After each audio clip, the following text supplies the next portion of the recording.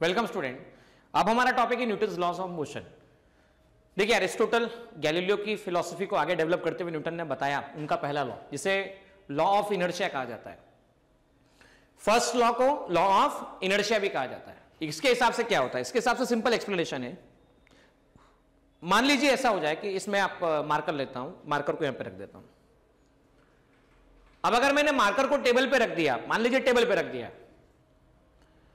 और मैं 10 साल बाद इस क्लासरूम के अंदर एंटर करता हूं, तो 10 साल के बाद में भी वो मार्कर मुझे टेबल पे मिलेगा। कंडीशन है कि उसकी पोजीशन को किसी ने चेंज नहीं किया। अभी आपको मैंने वो एग्जांपल दिया था, ये वाला एग्जांपल।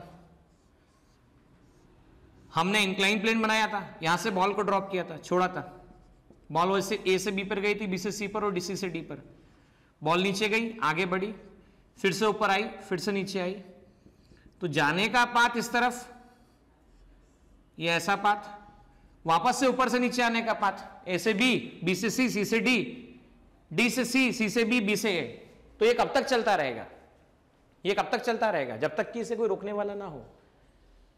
मतलब अगर ऑब्जेक्ट मोशन में है तो मोशन में ही रहने वाला है जब तक कोई रोके ना, और ऑब्जेक्ट रेस्ट पर है तो रेस्ट पर ही रहने वाला है जब तक कि इससे कोई स्टार्ट ना कर दे, इसकी मोशन को कोई स्टार्ट ना कर दे।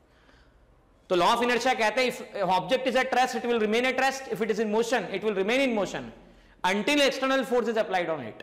जब तक कि इस पे कोई फोर्स न लगाया जाए, इसको अदर फॉर्म में कहते हैं। अगर नेट फोर्स जीरो है तो नेट एक्सेलरेशन जीरो होगा, और अगर नेट एक्सेलरेशन जीरो है तो नेट फोर्स जीरो होगा।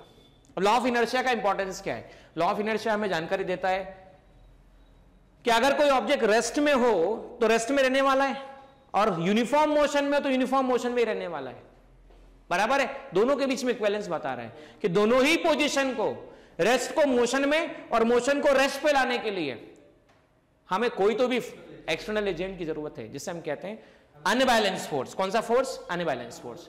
यहीं पर एक टर्म इंट्रोड्यूस किया गया था, दैट वाज फोर्स।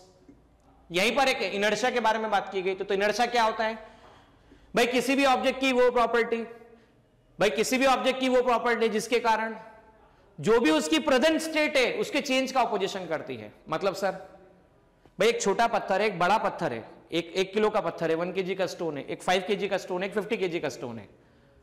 तो आपके हिसाब से किस स्टोन को मोशन में लाने के लिए ज्यादा फोर्स लगेगा? तो 50 kg के स्टोन को मोशन में लाने के लिए ज्यादा फोर्स लगेगा, फिर उसके बाद 5 kg को, उसके बाद 1 kg को। मतलब हम कह सकते हैं inertia of 50 kg object is large, inertia of 5 kg is less, inertia of 1 kg is less, very very less। क्योंकि अपनी वो प्रेजेंट स्टेट का मतलब क्या भाई? तीनों रेस्ट पर थे। भाई तीनों किस पे थे? तीनों रेस्ट पर थे।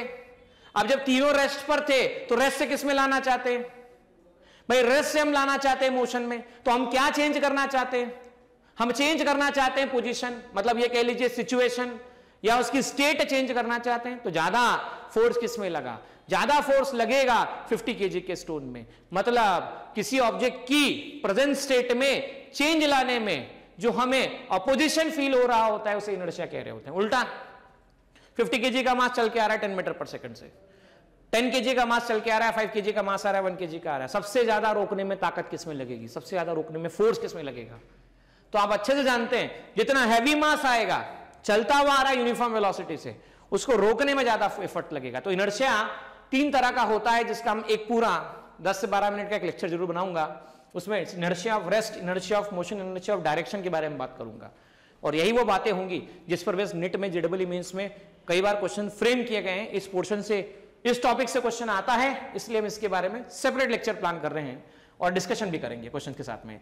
इनर्शियल मास मतलब किसी भी ऑब्जेक्ट पे लगने वाले नेट फोर्स और नेट एक्सेलरेशन के रेशियो को इनर्शियल मास कहा।